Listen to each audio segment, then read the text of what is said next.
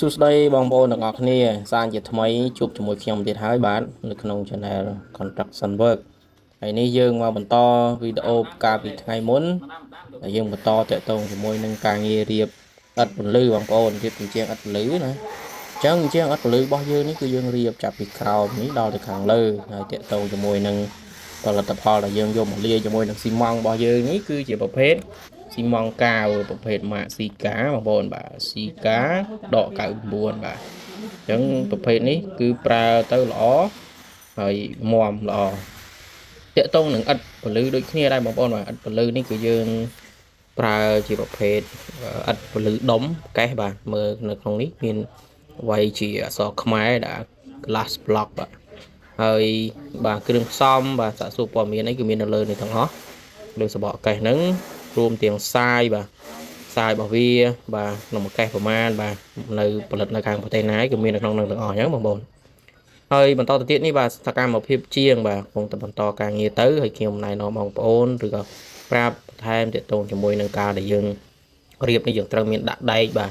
ដើម្បីធ្វើជាឆ្អឹងបាទកុំឲ្យឥដ្ឋរបស់យើងនេះវាឡើងជាចំហខ្ពស់ទៅវាមិនសូវជាមានសុវត្ថិភាពកាលណាយើងធ្វើបែបនេះគឺសុវត្ថិភាពល្អហើយឥដ្ឋរបស់យើងជញ្ជាំងបែបនេះគឺវារឹងមាំវាឈរលើគ្នាវារឹងមាំបានល្អបងប្អូនព្រោះអញ្ចឹងបងប្អូនដឹងស្រាប់ហើយបាទកម្លាំងពីចម្រៀងមិនសូវជាខ្លាំងទេបាទខ្លាំងតាក់ទងជាមួយនឹងកម្លាំងសង្កត់បាទអញ្ចឹងពីផ្នែកចម្រៀងនេះគឺយើង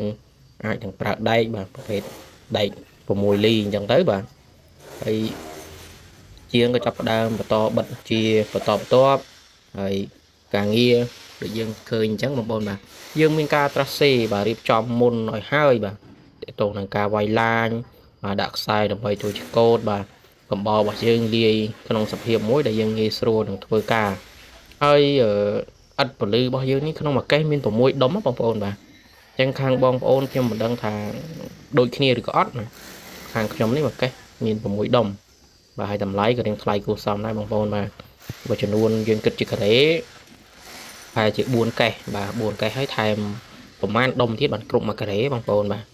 ព្រោះអីវ៉ាន់នេះថ្លៃបងប្អូនបាទតាមដែលដឹងតម្លៃមកក៏មិនធូរថ្លៃប្រហែលដែរ1ការ៉េ$50អីចឹងទៅតើតងឈ្នួលនឹងអីចឹងណាអានឹងទៅតាមតំបន់ផ្សេងគ្នាដែរបងប្អូនតម្លៃក៏ខ្ញុំមិនសូវជាច្បាស់ណាដែរគ្រាន់តែថា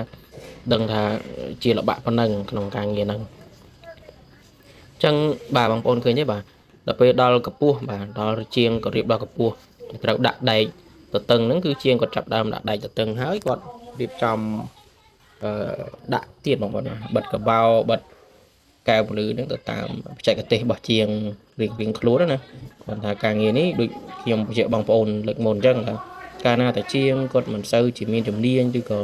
ធ្លាប់រៀបការងារនឹងមកពីមុនទេគឺគាត់ធ្វើមិនសូវបានលឿនទេបងប្អូនបាទរបៀបថាគាត់មិនសូវដឹង flow មិនសូវដឹងថារៀបទៅយ៉ាងម៉េចហ្នឹងណាអញ្ចឹងជាងបងប្អូនអាចសង្កេតមើលតាមក្នុងវីដេអូនេះបានបាទឃើញថាជាងរបស់ខ្ញុំក៏រៀបរៀងបានលឿនដែរបងប្អូនបាទមានជាងរៀបលឿនមានជាងរៀបយឺតបាទទៅតាមប្រភេទដែលជាងគាត់ធ្លាប់ធ្វើអញ្ចឹងហើយនេះតកតងជាមួយនឹងរងបងប្អូនបាទរងរបស់យើងនៅពេលដែលយើងរៀបរួចហ្នឹងគឺយើងចាប់ផ្ដើមកោសវាចេញវិញឲ្យវារៀងកន្លុកទៅជ្រៅបន្តិចដើម្បីយើងបញ្ចូលមកវាបានស្អាតហើយនៅប្រឡោះទីតាំងនេះដែរគឺយើងរៀបពីក្រោមហ្នឹងទៅទល់ទៅដល់បាតប្លង់សេ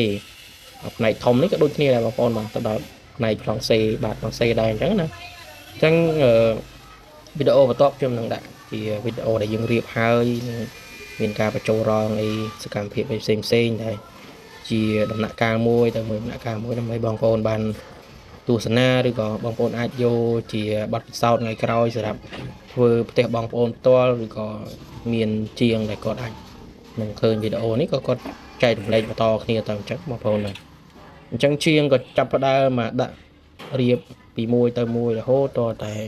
ការងាររបស់យើងនេះវាដល់គោលដៅបញ្ចប់អញ្ចឹងទៅហើយបងប្អូនឃើញទេខ្ញុំចង្អុលតាក់ទងជាមួយនឹងទីតាំងដែលយើងរៀបសកត់ឥដ្ឋទៅនេះគឺថាវាមានលៀនកបោចេញមកបងប្អូនលៀនកបោហ្នឹងអញ្ចឹងកបោហ្នឹងគឺយើងទៅកាត់ចេញបងប្អូនបាទយើងអត់ទុកអញ្ចឹងទេយើងកាត់ចេញទៅដូចបាទដូចខ្ញុំឃើញនេះឃើញខ្ញុំប្រាប់ទេបងប្អូនបាទវាពេលស្ងួតទៅវានៅជំរឿខាងក្នុងអញ្ចឹងពេលដែលយើងបញ្ចូលរងបញ្ចូលអីតាមក្រោយទៀតគឺងាយស្រួលសម្អាតងាយស្រួលធ្វើហើយគឺបានស្អាតមែនតើហើយចន្លោះបងប្អូនបាទឥដ្ឋនេះគឺយើងដកឃ្លីពីកែងជៀងមកបាទ